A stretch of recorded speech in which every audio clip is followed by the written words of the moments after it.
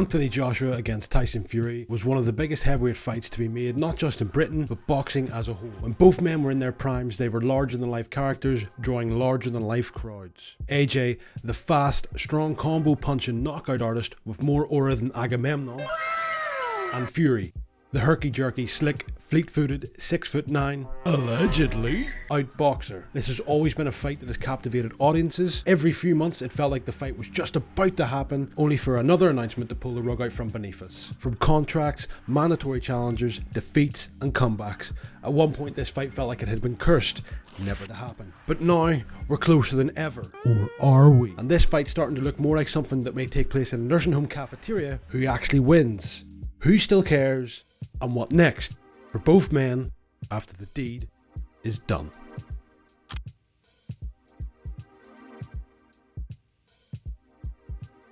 Hello guys, and welcome to a new video. Today we're talking about Anthony Joshua against Tyson Fury. Yes, the fight that everybody is sick of talking about and just want to see happen. The fight that has never happened, and in my opinion, probably never will happen. If you cast your mind back to November 2015, Tyson Fury did the unthinkable and dethroned the long-standing champion Wladimir Klitschko against the odds in Klitschko's back garden in Dusseldorf, becoming the unified heavyweight champion of the world.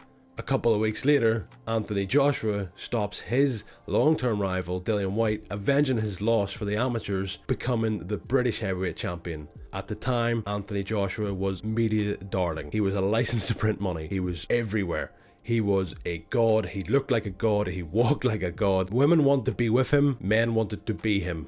On the other hand, you had the loudmouth braggadocious Tyson Fury, unpredictable, quite unliked at the time. And it didn't seem like a matter of if they were going to fight, but a matter of when they were going to fight. 11 years later, they've still never fought. So yes, in this section I'm going to talk about Tyson Fury's route to the Joshua fight from the Klitschko win. What did he do after the win, and what happened during his peak of his career? As you may remember, after he beat Klitschko, he didn't grant the rematch. In fact, what happened was he failed a drugs test, a nonchalant drug test, after the Christian Hammer fight before the Klitschko fight. Klitschko famously said that if he knew about this drug test, he would never have granted Fury that fight. And we could only speculate what Fury's career would have went on to be if that was the case. But yes, Fury decided not to give the rematch. It must be said, it's very well documented, Fury struggled with mental demons and he would not fight again for almost 3 years after the Klitschko victory. He took 3 years out of the ring, ballooning up to a massive near 30 stone. He was seen drinking with England fans away during the Euros of 2016, I believe it was, and you could just tell the man wasn't in a good place. It is quite extraordinary actually when you think about where he went from, where he went to, and then how he got back to where he was at before all of the troubles. Blew up in weight, like I said, struggled massively, was substance abuse, because there was the failed cocaine test as well in 2016, if you remember. Yes, it led to the cancellation of the rematch between Klitschko and Fury, although I don't think that fight was ever going to happen anyway, because Fury was not in the frame of mind or physical shape as well for that fight. I also think if that fight had went ahead, I do think Klitschko would have been able to close the gap, per se, on Fury, but we'll never know. So after the failed drug test and the fight being postponed, as I say, Fury went down a dark road, suicidal thoughts.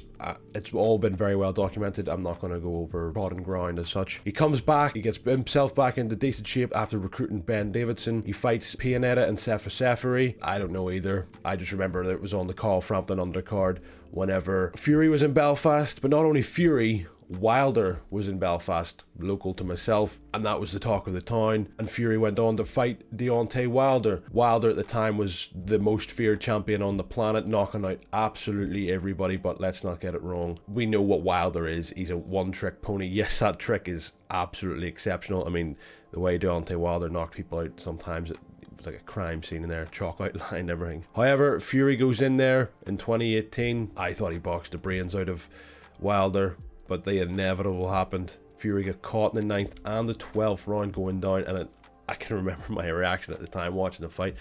We couldn't believe what we were watching, and when Fury got up, it was almost biblical. But for Fury to get up in that fight and then win the 12th round, in my opinion, obviously he won the round on a technical basis but not on a scoring basis, but he won that round, and that's where he figured out the key to beat Deontay Wilder. You need to push him back, put him onto the back foot, because he cannot box off of the back foot, and if he is under pressure, he's not able to land that backhand because he can't set it up with the lead hand. He doesn't have the range. That's where Wilder is able to land at, is he can get through it at a good range and get enough force on the punch. There are exceptions. When you look at the Helenius fight, it's a weird knockout, that, to be honest.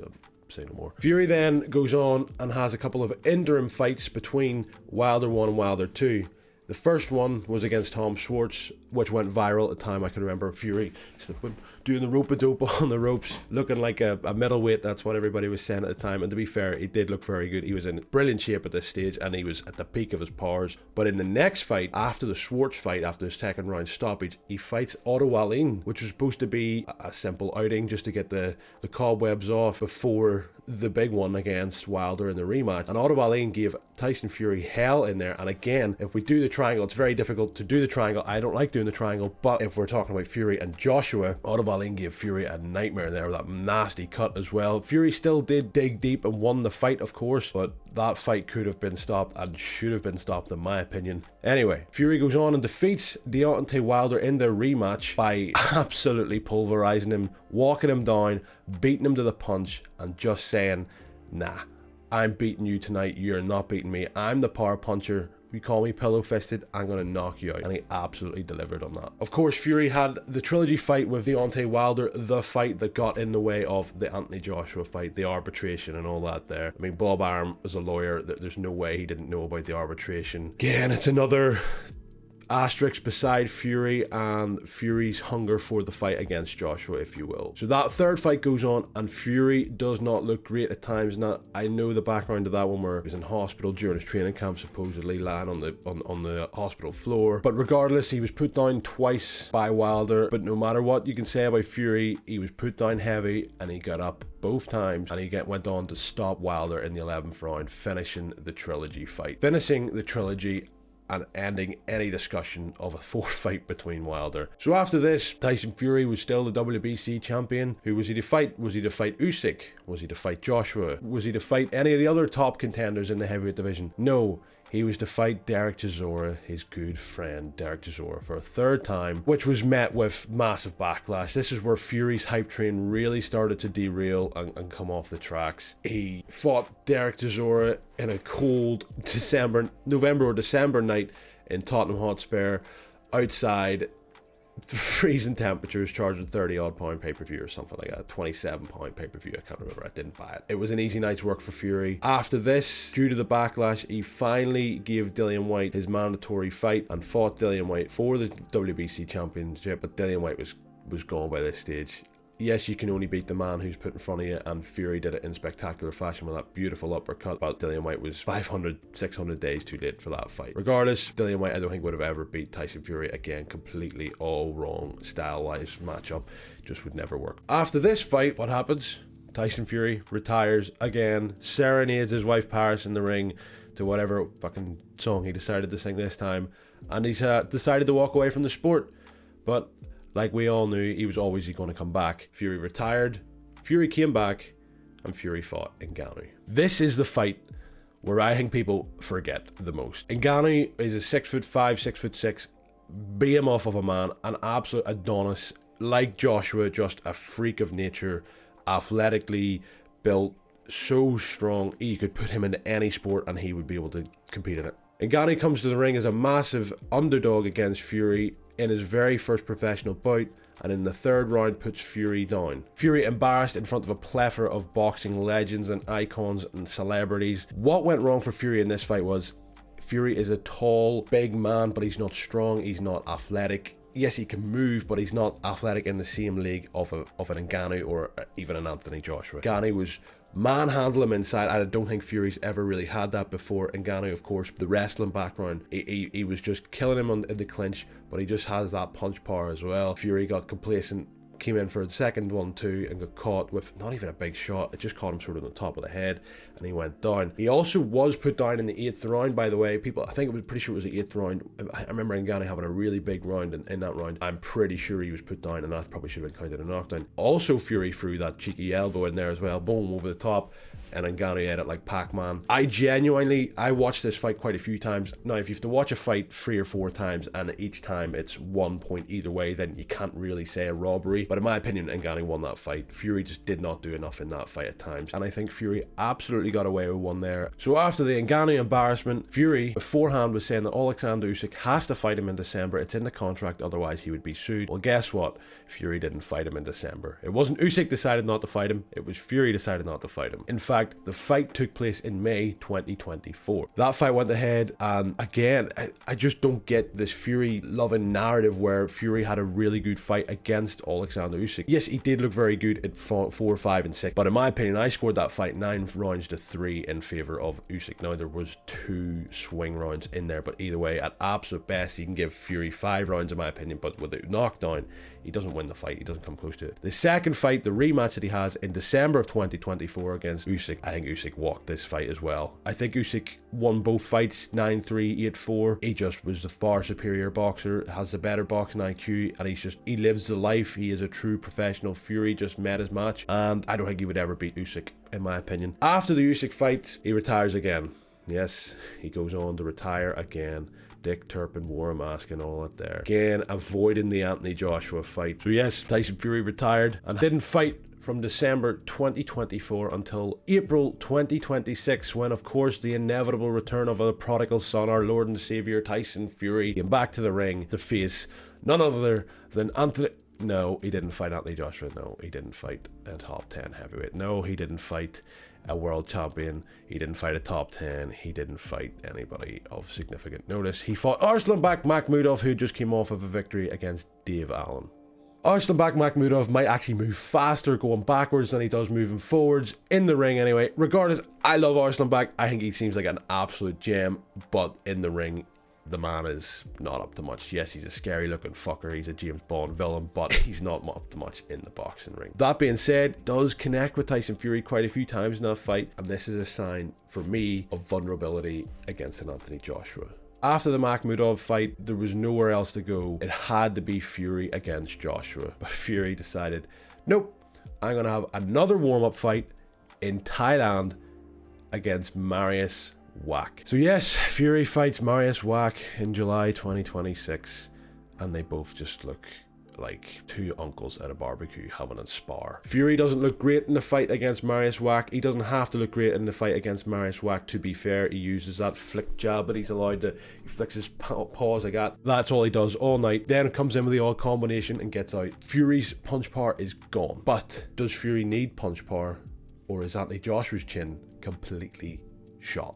So now we're on to Anthony Joshua's route to the possible Tyson Fury fight. After the Dillian Whyte fight, he went on to fight none other than the man who walks his earth like a god in Charles Martin. This was for the IBF World Championship belt that Charles Martin got very dubiously in a fight beforehand. Yes, Joshua got a very easy touch in this aspect to become a world champion. Regardless, he won the fight convincingly. He went on to have another fight against Dominic Brazil, Eric Molina, Carlos Takam actually, and then he went on to fight none other than Wladimir Klitschko. This fight took place at Wembley, and it was one of the best heavyweight fights that had happened for a very long time. British boxing needed that injection after the George Groves, and this was the uptick of matchroom boxing, Eddie Hearn, Anthony Joshua, and from 2017 really, I can remember British boxing and boxing over here as a whole just took off, and I can remember a lot of people really getting interested, a lot of sport, talk sport and stuff, really starting to speak about boxing a lot more. I personally think it's because of Anthony Joshua. A lot of people say Fury saved British boxing after beating Klitschko, but I would disagree with that. I think Fury was a very polarizing figure at the time. A lot of people weren't a fan of what he said. He said a lot of really, not great stuff in the media and whatnot, like he still does to this day, but I think it was Joshua that really brought the boost back in British boxing, especially with the way he beat Klitschko. The Fury fight was a snooze fest. This was anything but. This had everything. Both men down, had one of the rounds of boxing in the history of boxing. I think it was round 5. Joshua had Klitschko hurt and down, and then Klitschko comes back with that big right hand down the pipe, really testing Joshua again for the first time since the Dillian Whyte fight, but Joshua went down. Let's not forget, that was a massive, massive punch that Joshua took, and he got up and he found a second, went down the line. going on to stop Klitschko to become champion of the world. After the Klitschko fight, Joshua would take on Joseph Parker, a young Joseph Parker, a world champion in Joseph Parker. This fight didn't live up to the expectation. It was quite a snooze fest, but it was a very compelling and easy victory for Anthony Joshua. Another great name on the resume for Anthony Joshua. So after the Parker fight, Anthony Joshua took on none other than Alexander Povetkin in a great fight as well, and a great name for the resume for Joshua. He was taking on all comers, unlike a certain Fury when he was at his top. Joshua goes on to stop Alexander Povetkin in a great fight. If you haven't watched that fight or you can't remember it, go back and give that fight a watch. It was very, very tasty.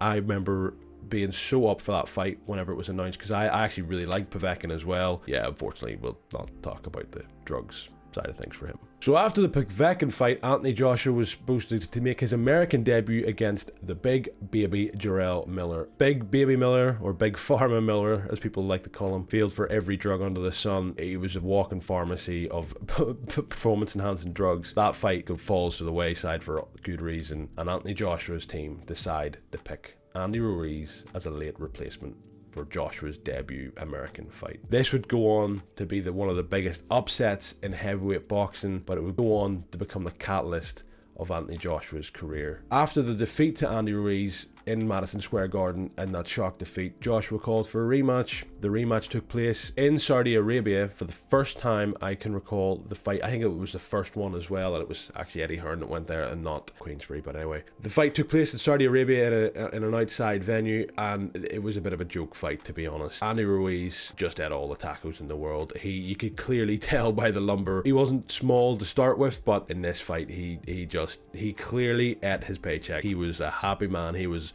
unified Mexican world champion, the first heavyweight champion, the first Mexican heavyweight champion of, I think, ever, if I'm correct. Joshua comes out looking leaner and outboxes Andy Ruiz, retaining his titles. The first time was so nice, he just had to do it twice. He then went on to fight Akubrat Pulev, who was a mandatory challenger, I believe, for the WBO or maybe the WBA at the time. Anthony Joshua put him down in the third, I believe, and then finished him later on in the 10th or 11th. But again, the same old hesitancy from Joshua was there. Since the Ruiz fight, people were speculating that Joshua was scared to get hit. The usual narrative that was pushed at the time was that Fury would simply outclass Joshua, and at the time I think I may have been following that narrative as well. Regardless of what you think of Anthony Joshua or how good a level he's at, you have to give him respect. He definitely fought all comers. Unlike Tyson Fury, he wanted to fight the best. He wanted to push himself, and he wanted to prove himself at the world level. He went on to fight Alexander Usyk in September 2021, and I can remember at the time everybody was saying that Usyk's too small, he's not big enough, and Anthony Joshua will steamroll him. But in my opinion, I always favor the boxer, and I just thought Usyk was far too good for Anthony Joshua, which proved to be the point on both occasions. Usyk would go on to beat Joshua, in my opinion, 9-3 in the first fight, maybe even 10-2. It could have been 11-1, 12. He just absolutely put on a boxing masterclass. I think that is the best Usyk you've seen. I think that's the best heavyweight we've seen for a very, very, very long time in that Alexander Usyk that night. Anthony Joshua, grateful in defeat, very respectful this time round, wanted the rematch with Usyk, and he went and he pushed himself as hard as he can, changing trainers from long-time trainer Rob McCracken, and he went with Robert Garcia for the fight, and I think he looked absolutely phenomenal in this fight. And it's a shame that matchup didn't stay for longer, because although he got beat just by an all-time great and a top 5 heavyweight of all time, in my opinion, in Usyk, he still looked absolutely incredible. He had him hurt at times, and he pushed him very, very close. It was a split decision. Now, again, I think it was 8-4 in favor of Usyk, but it was a very competitive fight. 8-4 doesn't sound competitive, but you can have a competitive fight, but it's still being very conclusive, if that makes sense. Joshua went on to lose that fight, and I think this is where Joshua started, for his hype train really derailed when he threw the belts out of the ring and he went on this mad rant in the ring, and you could just tell it was a man who'd pushed himself to the brink, and he just couldn't believe that he was beat again. So after the 2 defeats to Usyk, it was rebuild time for Anthony Joshua once again. Changed trainers again. I think he went to Angel Fernandez, Derek James, that's right, Derek James and Angel Fernandez. I think he had paired them both up. This is my issue with Joshua. He's always trying to seek, he's just an overthink. He's trying to think of everything and learn everything all at once.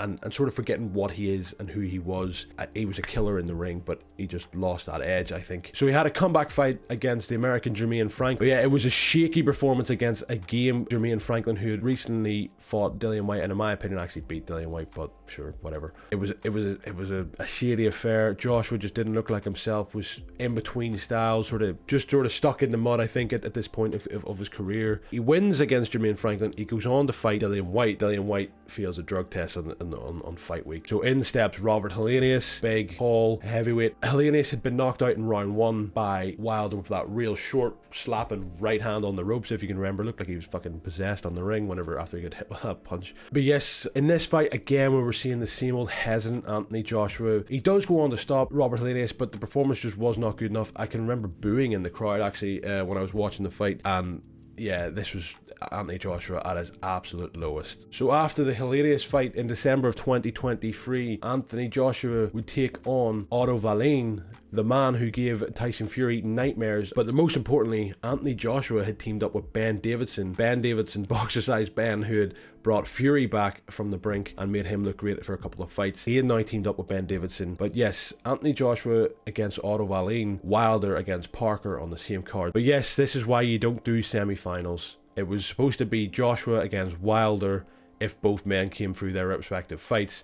Joshua absolutely annihilated Otto Wallin in a way that Fury just could not do in his fight. Wilder, however, got spanked, making Fury's resume look a little bit shady even more. So after the Otto Wallin spanking, he goes on to fight none other than Francis Ngannou, another opponent that Fury had also fought and in my opinion lost to in that fight. And Anthony Joshua goes in there and delivers one of the best knockouts, one of the scariest knockouts against a fighter that you've ever seen. Yes, Ngannou was not a boxer, only having his second professional fight. He should never have been in the ring with an Anthony Joshua, but you've got to blame Tyson Fury for that, because Fury just could not handle the athleticism, the strength and the power of an Ngannou. Again, me hinting at where my thoughts might go for this Joshua Fury fight. After the Ngannou demolition, the hype for Anthony Joshua was as high as it ever could be. He was back.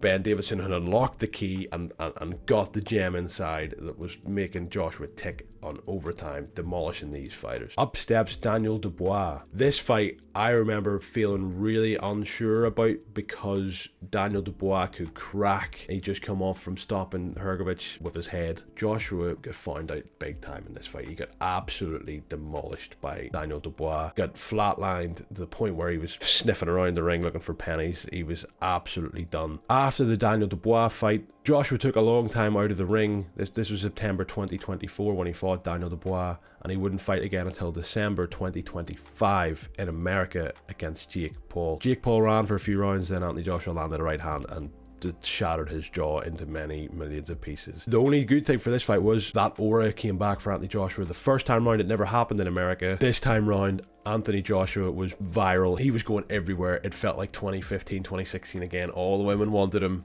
All the men wanted to be him. A few days after the Jake Paul fight, when he's riding the highest of highs, celebrating a victory over Jake Paul, but more so the public victory, the worst thing imaginable could happen. Anthony Joshua is involved in a car crash, a fatal car crash where he loses two of his best friends, his brothers as he called them, who were always around him. I, like many at the time, thought this is it. Anthony Joshua will never fight again, for either through the mental impact of something like that or the physical impact. We have no idea what the injuries were. We only recently found out he broke something like 21 ribs or something like that there. In July 2026, Anthony Joshua was back in the ring against Christian Prenga, a mere 7 months on from the crash that would have ended many a man's career. Anthony Joshua was back in the ring against Christian Prenga the day after Fury was in the ring against Mariusz Wach. So here we are, August 2026 at the time of recording this. The fight still has not happened. After everything we've just discussed, both men's careers, both men's journeys to this moment in time, the fight has still not happened. So what's stopping it now? Well, this is where the boxing business, the sediment starts to muddy the water. It's not either of the fighters, it's not the promoters, it's the venue. Because after spending more than a decade asking whether Joshua would ever fight Fury, apparently both fighters want the fight now, allegedly. The money is there, promoters are there, broadcasters are there, you've got Netflix and you've got DAZN wanting to work on this. It comes down to the venue. Wembley has always been the final stop for both of these men in their careers. Under the lights in London. Two British heavyweight icons going toe to toe in the nation's stadium with the greatest fans in the world watching. If there was ever a fight made for Wembley, it was this one. But if they're not going to Wembley, where are they going? Madison Square Garden. Some of the greatest fights in history have been held at Madison Square Garden. Off the top of my head, Katie Taylor against Amanda Serrano, one of my personal favourites. Muhammad Ali against Joe Frazier. Sugar Ray Robinson against Jake LaMotta. Evander Holyfield against Lennox Lewis, the undisputed heavyweight title fight in 1999. All in Madison Square Garden. Bound to be on the bucket list of every single fighter that's ever made it to the pro ranks. That is the one venue that they probably want to fight at over all of them. Joshua fought there. He lost to Andy Ruiz in Madison Square Garden. Tyson Fury got decked by Steve Cunningham in 2013 in Madison Square Garden. But this fight has no business being in Madison Square Garden. It has to take place in Wembley. It has to take place in the UK at the absolute minimum. It's like Tottenham playing Arsenal in Anfield. In fact, no, it's like Arsenal playing Tottenham in the Seattle Seahawks stadium. It just doesn't make sense. They're ripping their nose off to spite their own face. This fight is massive without the American audience getting exactly what they want. If they want to watch the fight, they can watch the fight. But it's the UK fight. These are UK fighters. This is a UK fan base that have been wanting this fight for over a decade, and they're trying to take it away from us at the last second. The only two people in all of the moving parts for this fight being made that want the fight to stay in the UK is Eddie Hearn and Anthony Joshua. Eddie Hearn has vehemently disagreed with the fight being in America. He has said it is in the contract. Anthony Joshua has put it into the contract that it must take place in the UK. Tyson Fury couldn't give a fuck where the fight takes, just so long as he's getting paid $200 million for the fight, which is ironic because 5-6 years ago, maybe even less than that, Tyson Fury said he would do the fight for free in Wembley and it would be free to watch for everybody, and that's the only way he would fight Anthony Joshua. So come on, retirement, fighting for free. The terms are this. We want it at Wembley Stadium. I want it free to enter, and I want it free to air television in this country. Now, it can't be in the UK, it has to be anywhere but the UK, just so long as he gets paid his money. Hypocritical Fury once again. So after all these years, after all of the negotiations that have fell to the wayside, all the contracts, the unreasonable demands from certain sides of fighters' teams, all the missed opportunities after Ruiz, after Usyk, after Dubois, after Usyk again, the Brit basher, beating both of these men, halting their progress to fight each other, after the promoters squabbling more than the fighters, after everything, the reason that this fight may never happen is because of the venue, the most obvious thing of it all. So in this section, it is time for me to give my prediction on who I think would win the fight if the fight was to go ahead. Now, I think I've made it pretty clear throughout the video, I'm not the biggest fan of Tyson Fury and his antics inside and outside of the ring. I think some of the things he has said over the years is disgusting. It's just not a very good look. From claiming Usyk only won that first fight because of the war in Ukraine, there's a plethora. There's so many that he said, so many contradictions, so many instances that just make you not like him as a man. I have to put that all to the side because I have to look at this subjectively and I have to give my honest opinion, and that is what you will get. You will get my honest opinion. So I can't look at this as Anthony Joshua AJ against Tyson Fury. I have to look at it as Anthony Joshua AJ against the Gypsy King.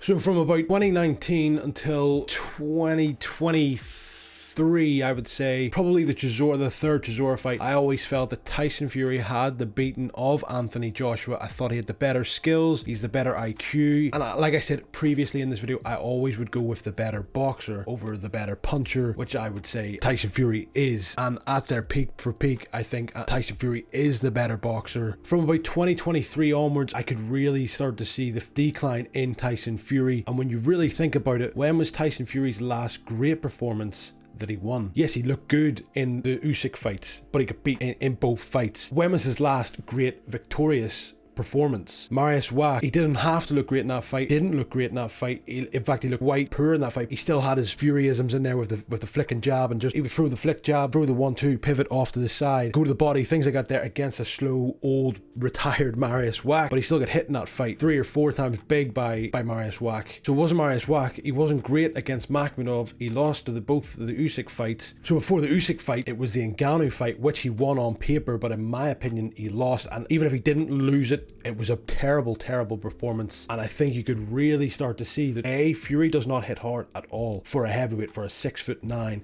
heavyweight, and 2, he was really starting to slow down. His activities outside of the ring, shall we say, were really starting to take effect. Before that, it was Chisora. Dillian White, he didn't need to be good against, because Dillian White's a slow, plodding heavyweight, which is Fury's bread and butter. He didn't look great against Wilder and Wilder 3. Wilder 2, he looked very good in. But what is Wilder really? He's basically a fraud. He's frauded his way to being a heavyweight champion. He's fought nobody in the top 10 outside of Luis Ortiz, which he nearly lost to, Tyson Fury, which he lost to twice and should have been 3 times, Joseph Parker, and Zhilei Zhang, which he lost to both of them. So before the Wilder 2 fight, you had Otto Wallin, where he didn't perform in that fight very well. He dug deep, yes, but it wasn't a great performance. Before that, it was the Tom Schwartz fight. Again, who's Tom Schwartz? We haven't seen him since. So his last great performance is Klitschko, which he failed a drug test for. So when's his last great performance? With Anthony Joshua, he got knocked down in 20 seconds against Christian Prenga, who, yes, he had 20 knockouts on his record, but who's he really ever fought? There's massive vulnerabilities there for Anthony Joshua, which has been there since the Ruiz fight, which is tentativeness and resilience to punches. He has the heart, but he doesn't have the resilience like Fury does. But before Prenga, it's Jake Paul. It's a terrible, can't use that as a yardstick. You can't use that at all. So before that, it's Daniel Dubois, which he got flatlined against. So before Daniel Dubois, it's Ngannou. Before that, it was the Otto Wallin fight. Yes, he looked very good in that, but Otto Wallin was really on the slag. Got beat by Derek Chisora and he just got beat by your man on the Zuffa card. I can't even remember his name now. I think Anthony Joshua's last great performance was against Usyk, but again, if we're being fair, you can't be great and lose. You can't go off of that. You can't go off of that. So when's his last great victorious performance? In my opinion, Anthony Joshua's last great performance was against Alexander Povetkin in 2018. Now it's a time for me to give my prediction. My heart says Anthony Joshua, but no matter how much both men slide, my head tells me that Fury will get to Anthony Joshua, and although he's not a big knockout puncher, he doesn't need to be. AJ's chin is gone, and when I say chin, I mean his resilience to the punch. He has great heart, he has great determination, he will keep going until he is knocked flat out like we seen against Daniel Dubois. But sometimes chin's just gone and you can't recover, and that's Anthony Joshua in my opinion. If you squash a can all the way down and try and restore it back to normal, it may look like a can, but it's cracked. There's cracks all over it. It isn't the way it used to be, and that's the way I think Anthony Joshua's resilience is. Of course, Anthony Joshua could always catch Fury, but Fury is still, in my head anyway, he's still a boxer more than what Joshua is, but they're both just so declined now. It's sad. So yes, my final prediction is that Fury will find a way to beat Anthony Joshua simply because of IQ and because I think he can take himself to that higher level than what Anthony Joshua can.